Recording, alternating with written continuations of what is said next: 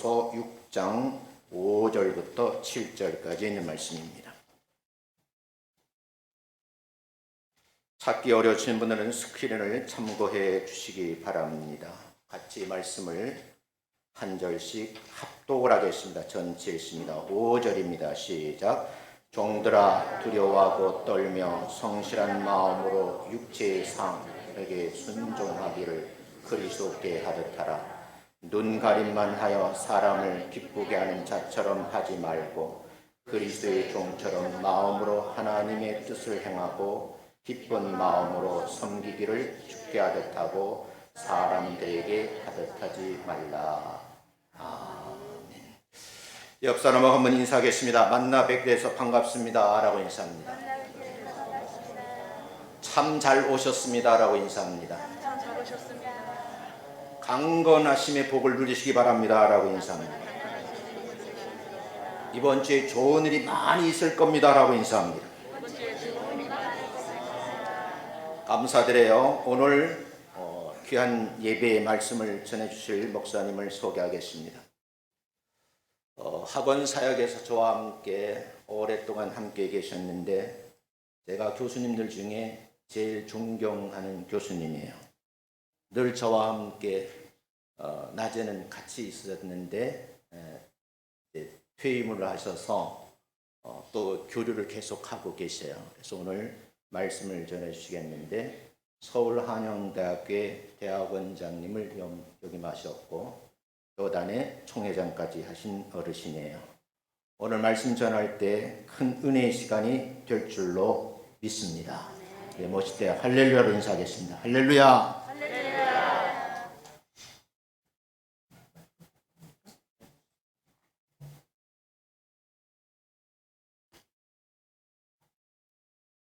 여러분들을 밝은빛 전원교회에서 만날 수 있도록 은혜 주신 하나님 앞에 먼저 영광 드립니다. 그리고 이처럼 귀한 시간에 초청해 주신 담임 목사님 그리고 호응해 주신 성도 여러분들 모든 분들에게 감사함을 드립니다. 와서 뵈니까 몇 분 아는 분들이 눈에 띄어서 더욱더 마음이 안정되고 기쁜 마음 드립니다. 어제는 어버이날이었습니다. 오늘은 어버이 주일로 한국교회가 전체적으로 지키고 있습니다. 특히 밝은빛 전원교회 설립 26주년이라고 말씀을 드렸기도 했고요. 또 이 날을 통해서 장로 임직과 권사 취임을 할 수 있도록 하나님께서 허락해 주시고 또 여러분들의 은총 속에 그분들이 선출이 되어지고 세움을 받는다고 하는 것은 대단히 큰 하나님 앞에 기쁨이라고 생각되어져서 축하의 말씀을 드리도록 하겠습니다. 이 밝은빛 전원교회가 이제 이쪽으로 옮기기 전에 이렇게 길로 쭉 가면서 저쪽 산 아래 있다라는 이야기를 듣고 지나쳤던 적이 있었는데 지난번에 입당 예배 때 이곳에 와서 아름답게 지어진 성전을 보면서 하나님 앞에 감사하기도 하고 또 모든 성도들이 얼마나 많은 헌신과 기도를 했을까라는 그 마음의 감동을 크게 가졌던 적이 있습니다. 눈에는 못밖에 보이지 않는다라고 하는 것처럼 목사이기도 하겠지만 또 여러분들도 마찬가지일 겁니다. 아마 교회를 중심으로 어떤 곳을 찾아갈 때 무슨 교회 옆에야 라고 얘기들 하죠. 이처럼 아름다운 성전과 교회당, 예배당을 바라다 볼 때 그 교회를 짓기 위해서 헌신되어진 모든 분들, 장로님들, 권사님들, 모든 재직들 그리고 성도들의 노력들 그걸 먼저 바라다 볼 수 있게 되어집니다.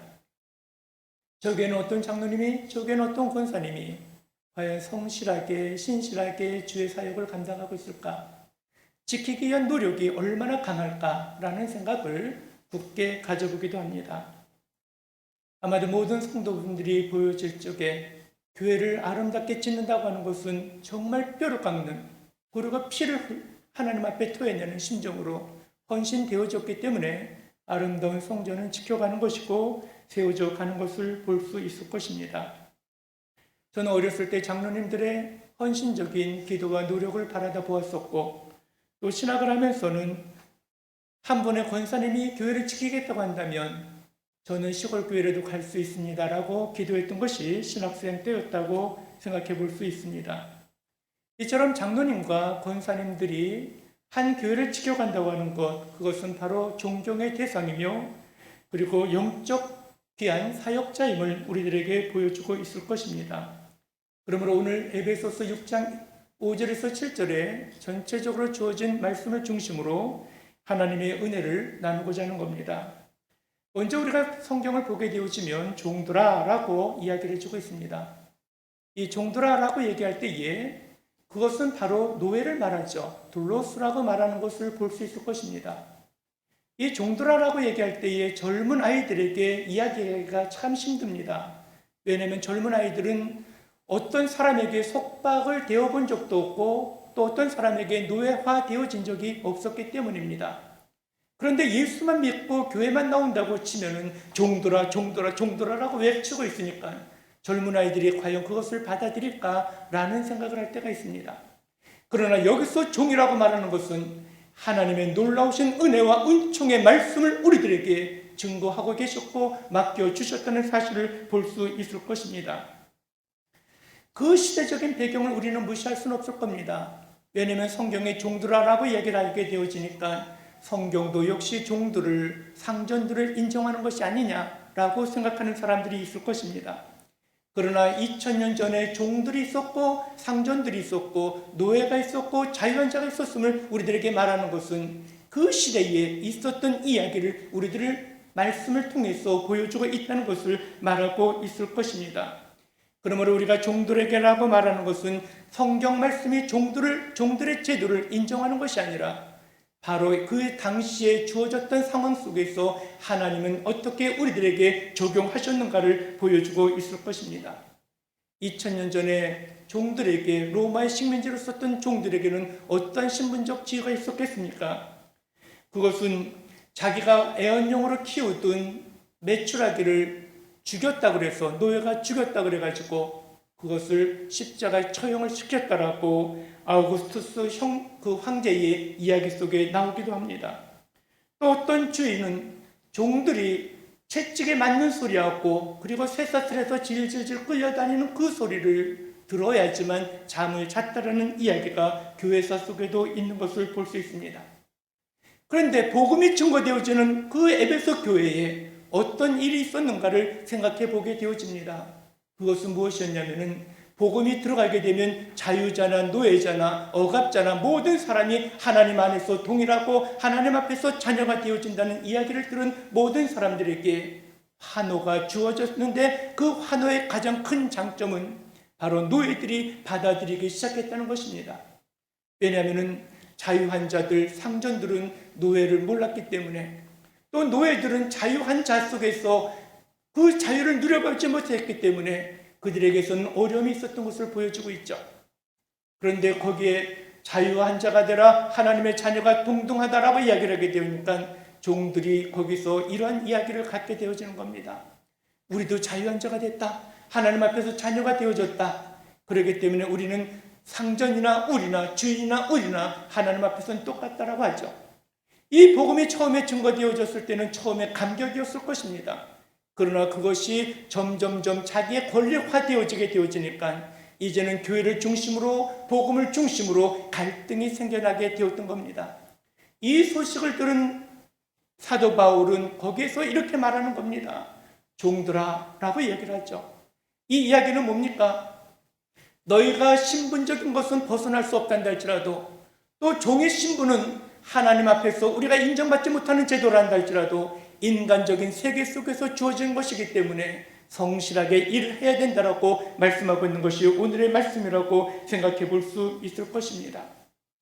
그러므로 에베소에 있는 상전들, 노예들이 예수를 믿게 되어지니까 갈등이 생겨나게 되어지죠. 저것들이 예수를 믿더니 건방을 떨어 전에는 성실하고 매를 때리면 예 알았습니다라고 말하던 것들이 너도 교회 다니고 나도 교회 다닌다고 하니까 똑같다라고 해서 너무 대바라지고 건방지다는 생각을 갖게 되어지니까 그때의 교회를 못 나가도록 하는 사건들이 벌어지게 되어지는 겁니다. 그래서 사도 바울은 이야기를 하죠. 종들아 두려워 떨며 성실한 마음으로 육체의 상전에게 순종하기를 그리스도께 하듯 하라라고 말씀하고 있는 것입니다. 그러므로 우리는 자유자나 노예자나 상전이나 어떤 처지에 있단다 할지라도 복음은 우리들에게 자유를 줬지만 우리가 세상에서 우리의 상전들이나 우리를 지배하고 있는, 지배까지는 아니네요. 우리에게 뭐 이렇게 직장장이라고 한다면은 거기에 있어서는 우리가 순종하고 성실한 자세로 일하는 것이 필요하다고 생각해 볼 수 있을 것입니다. 그러므로 우리가 이 하나님 말씀 안에서 오늘 임직을 받는 모든 분들이 하나님의 종의 반열에 들어선다라고 하는 것은 바로 귀한 하나님의 사역을 감당하는 것이라고 볼 수 있을 것 같습니다. 그렇기 때문에 하나님의 종이라고 하는 것은 하나님께 절대적 순종하는 것이고 하나님의 말씀 안에서 신실하게 순행한다고 하는 것을 보여주고 있는 것입니다. 그러므로 사도 바울의 권면을 우리가 살펴보도록 하겠습니다. 본문 속에서만 살펴보도록 하겠습니다. 첫 번째는 뭐라 그랬습니까? 섬기는 자가 되라고 말씀하고 있습니다. 이 섬긴다고 하는 것은 바로 우리가 복종을 하느냐 순종을 하느냐, 우리가 교회 헌법에 보게 되어지면 신행을 하게 되어지느냐 라고 하는 거죠. 복종이라고 하게 되면 무조건 공포 속에서라도 순종하는 것일 겁니다. 무조건 아파서 무조건 공포 속에서 해야지만 되는 것을 복종이라고 말한다면, 순종이라는 것은 내가 믿고 따르면 되어지는 거죠. 그런데 우리가 교회 헌법 속에서 말을 할 때에는 신행이라고 말합니다. 나도 믿고 따르는 거라는 거죠. 자원하는 마음에서 따른다는 것을 보여주고 있을 것입니다. 오래전에 이렇게 시골에서 목회를 하고 있는, 제가 잠시 학교를 3년 떠났다가 시골에서 목회를 한 적이 있었습니다. 그랬더니 거기서 청년아이가, 교회를 다닌 지 얼마 되지 않는 청년아이가 이렇게 점심을 먹고 있는 중에 이렇게 얘기를 하는 거예요. 목사님은 하나님의 종이라며요. 그랬어요. 그랬더니 저는 그러면 뭐예요? 넌 하나님의 자녀고 하나님의 딸이지 뭐. 그랬더니 종이 높아요? 딸이 높아요? 이래요. 그래서 딸이 높겠지? 그랬더니 목사님 물 좀 떠다주세요. 이래요. 예, 그래서 순종하는 마음으로 떠다던 적이 있습니다. 그도 물론 신앙생활을 오래 하다 보면은 목사님을 섬겨야 되는 거구나 라고 생각하게 되어지겠지만 우리가 높고 낮음의 세상을 살아가고 있는 것을 볼 수 있습니다. 교회는 어떤 계급적 질서를 찾아가는 것은 아닙니다. 왜냐하면은 목사님이 높다, 장로님이 높다 이런 것을 말하는 게 아니에요. 오히려 높고자 하는 자는 낮아져야 되기 때문에 낮아지는 자세를 갖는 거죠. 목사님이 섬기는 자의 자세를 갖는다, 목사님이 종의 자세를 갖는다고 하는 것은 하나님 앞에서 낮아지고 하나님 앞에서 철저하게 부서진 상황 속에서 하나님의 양떼들을 먹이고 키우기 위해서 낮아진 자세를 갖는 것을 볼 수 있습니다. 어버이들이 자녀들에게 알았어 라고 이야기하는 것은 뭐예요? 그것은 그들의 마음 속에서 낮아지고 그들을 이해하는 마음 속에서 키워간다는 사실을 볼 수 있을 것 같습니다. 예수님께서는 세상에 온 것은 섬김을 받으려 온 것이 아니다 그랬습니다. 오히려 섬기러 왔다라고 말씀하고 있습니다. 그러므로 예수처럼 되고자 하는 사람, 예수를 닮고자 하는 사람, 당연히 낮아져야 되는 것이고 당연히 섬김을 해야 된다는 것을 우리들에게 보여주고 있을 것입니다. 그러므로 교회는 믿고 따르는 자, 예수 그리스도를 흉내내는 자, 예수 그리스도를 모범으로 삼는 자, 낮아진 자의 모습을 우리들에게 보여주고 있을 것입니다. 그러므로 섬기는 자 되시기를 간절히 축원합니다. 두 번째는 뭐라고 말씀하고 있습니까? 주의 일을 할 때에 기쁜 마음으로 하라라고 말씀하고 있죠.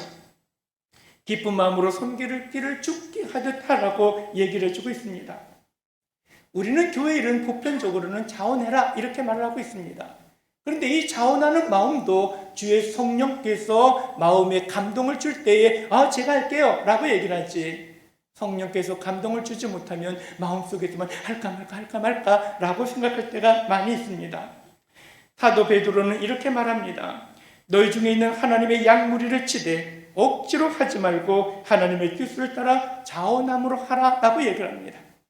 그러면 자원하는 사람만 줄 것이냐 라고 하는데 마음속으로 하고 싶은데 주변 사람들이 저것도 잘난 척한다 이럴까봐 속에서는 막 불끈불끈 할까 말까 라고 할 때가 있어요. 그때 목사님께서 당신이 아시죠? 성도님이 아시죠? 형제님이 아시죠? 라고 얘기하게 되어지면은 그때는 네 라고 얘기를 하는 거예요.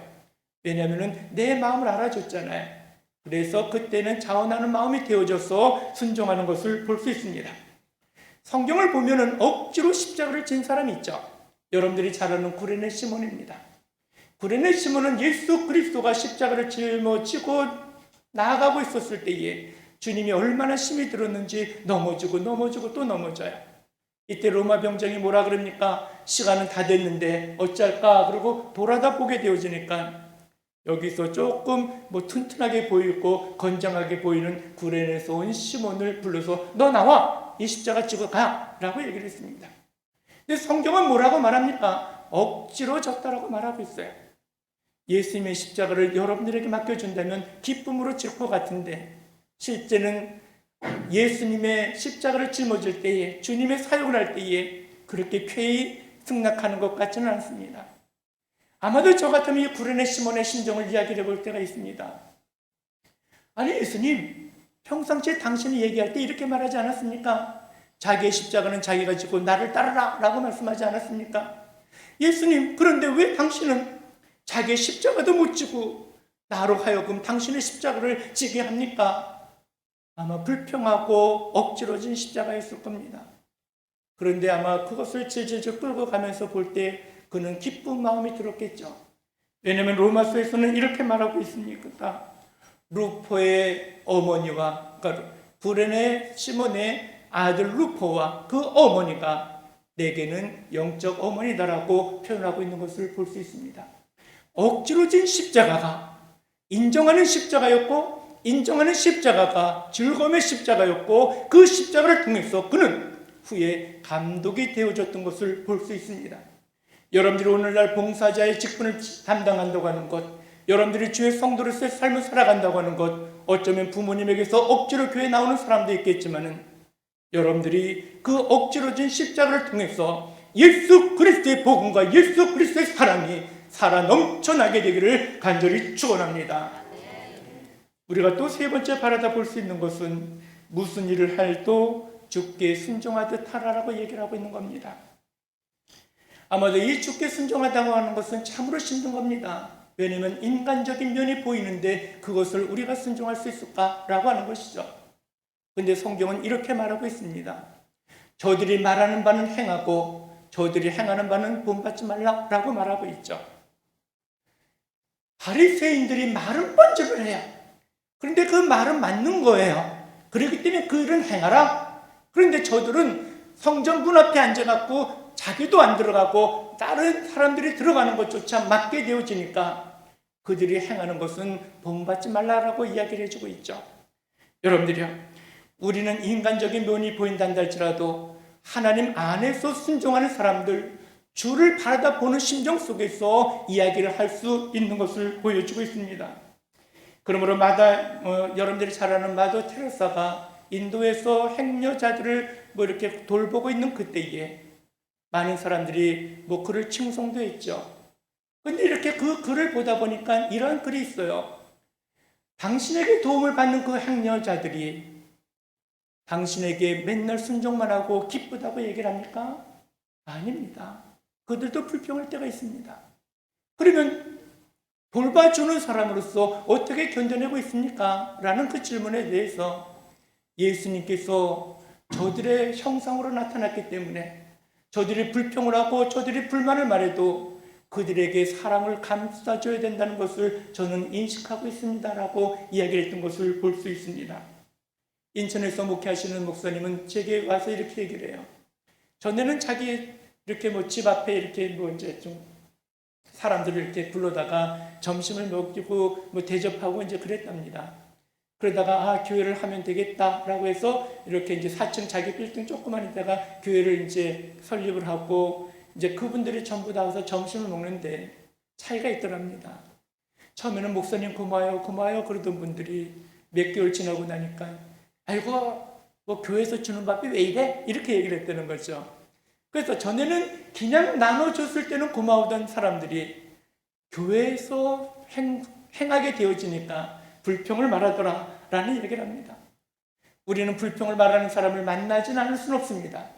그러나 그 불평이 주 예수 그리스도 안에서 진정한 것인지 또 그 불평을 통해서 우리는 어떻게 사랑을 할 수 있는 것인지 오늘의 임직되어지는 모든 분들에게 예수 그리스도의 마음으로 함께 하시기를 간절히 바라는 것입니다. 말씀을 정리하도록 하겠습니다. 성도 여러분들이 이 세상을 살아가면서 신앙생활을 한다고 하는 이 모든 것들이 그렇게 녹록하지는 않을 것입니다. 어쩌면 목사님들은 교회 안에서, 신앙인 안에서 살아가고 있기 때문에 세상적 유혹은 그렇게 크게 받진 않습니다. 그러나 성도 여러분들은 세상의 일반 전선에 나가고 있기 때문에 세상 사람들과 접해야 되고 미워야 되고 쓰라린 상처를 받아야 되고 연단을 받아야 되고 고민을 받아야 될 때가 있습니다. 그래서 아마도 우울증에 걸리는 사람들이 많이 있는 것도 볼 수 있습니다. 그런데 여러분들은 세상에서 그렇게 힘들게 일을 하고 있다가 주일이 되어지면 교회에 나와서 하나님의 말씀으로 위로를 삼습니다. 여러분들이 힘들게 일하는 것으로 인해서 어쩌면 이렇게 생각할 때가 있을 것입니다. 나는 왜 어제 신앙보다 오늘의 신앙이 떨어져 있을까? 이처럼 내가 생활한다면 내일의 신앙은 과연 지켜갈 수 있을까? 라고 생각할 때가 있겠죠. 그러나 여러분들이 그 고민을 하는 그 시간에도 주의 성령이 함께하고 계시고 여러분들이 그렇게 고민할 수 있다고 하는 것은 바로 살아있는 생명체라는 사실을 우리들에게 보여주고 있는 것입니다. 송사리가 계곡물에서 이렇게 계곡물이 내려오고 있습니다. 그러면 죽어있는 송사리라면 그것은 물줄기를 타고 쭉 하고 내려가면 끝납니다. 그런데 여러분들은 세상의 물결 속에서 제자리를 지키기 위해서 꼬리를 막 치고 있는 그 송사리를 볼 수 있을 겁니다. 치고 올라가지는 못해도 제자리를 지킨다고 하는 이것이 얼마나 큰 힘과 큰 노력이 있었다는 사실을 보여주고 있을 것입니다. 오늘 임직받는 여러분들과 그리고 성도 여러분들이 제자를 지키는 이 신앙만이라도 이 세파 속에 휩쓸리지 않고 살아있는 신앙인이라고 하는 사실을 꼭 기억하시기를 간절히 바랍니다. 우리들에게 맡겨진 모든 일들이 주 안에서 이루어지고 우리들에게 맡겨진 모든 일들을 주께 하듯 하면은 서로가 사랑과 기쁨과 평안이 임하는 아름다운 교회가 되어질 것으로 볼 수 있습니다. 담임 목사님과 오늘 임직하시는 장로님과 권사님 그리고 모든 재직과 성도들이 함께 어울려 신앙인의 생활은 이런 것이다 라고 한국 교회에 그리고 세상 사람들에게 보여줄 수 있는 아름다운 밝은 빛 초는 교회가 되시기를 간절히 축원합니다.